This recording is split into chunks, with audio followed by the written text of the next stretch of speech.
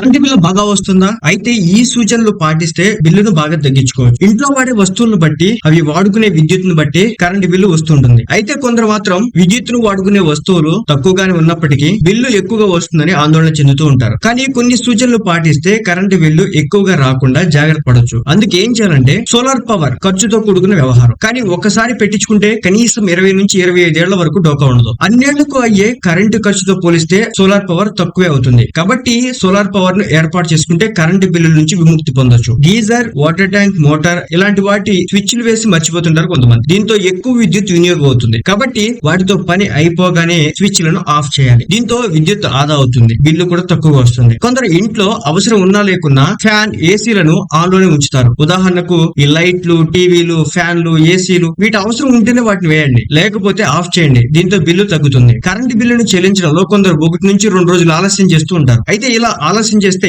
అనవసరంగా ఫైన్ కట్టాల్సి వస్తుంది. కాబట్టి డ్యూ డేట్ లోపల బిల్లును చెల్లించే ప్రయత్నం చేయండి. దీంతో మరుసటి బిల్లు తక్కువ వచ్చేందుకు అవకాశం ఉంటుంది. ఫ్రిడ్జ్ వల్ల ఎక్కువ విద్యుత్ ఖర్చు అవుతుంది. కాబట్టి దాన్ని ఉష్ణోగ్రతను నియంత్రించాలి. ఇంట్లో చల్లగా ఉండే చోట ఫ్రిడ్జ్ ను పెట్టుకోవాలి. దీంతో కంప్రెసర్ పై పడే భారం తగ్గుతుంది. ఫలితంగా విద్యుత్ తక్కువ ఖర్చు అవుతుంది, బిల్లు తక్కువగా వస్తుంది. నెక్స్ట్, డెస్క్టాప్ కంప్యూటర్ ను వాడటం వల్ల కూడా విద్యుత్ ఎక్కువగా ఖర్చు అవుతుంది. మీకు డెస్క్టాప్, ల్యాప్టాప్ రెండు ఉంటే ల్యాప్టాప్ ను వాడడమే ఉత్తమం. దీంతో విద్యుత్ ను ఆదా చేసుకోవచ్చు, బిల్లును సైతం తగ్గించుకోవచ్చు. కొన్ని ఉపకరణాలకు గాను వైర్ ప్లగ్ లను సాకెట్ లో పెట్టాలి. అయితే వాటిని వాడనప్పుడు సాకెట్ లోంచి తీసేయాలి. దీంతో విద్యుత్ ఆదా అవుతుంది. ఏసీలు ఉన్నవారు ఉష్ణోగ్రత సెంటిగ్రేడ్ ను 24 నుంచి 25 డిగ్రీల వద్ద పెడితే విద్యుత్ ఎంతో ఆదా అవుతుంది. అదేవిధంగా మీ ఇంట్లో ఉండే విద్యుత్ ఉపకరణాలైనటువంటి ఫ్రిడ్జ్, ఏసీ లాంటివి కనీసం 4 స్టార్ రేటింగ్ ఉండేవైతే బెటర్. వాటితో విద్యుత్ ఆదా చేసుకోవచ్చు. 4 స్టార్ రేటింగ్ ఉన్న ఉపకరణాలను కొనుగోలు చేసి వాడండి. విద్యుత్ వాడకం తగ్గుతుంది, అదేవిధంగా బిల్లు కూడా తగ్గుతుంది. ఇంట్లో ఉన్న బల్బులన్నింటినీ LED కి మార్చేసుకోండి. దీంతో విద్యుత్ తక్కువ ఖర్చు అవుతుంది. ఇంట్లో ఉండే ఫ్యాన్లు కూడా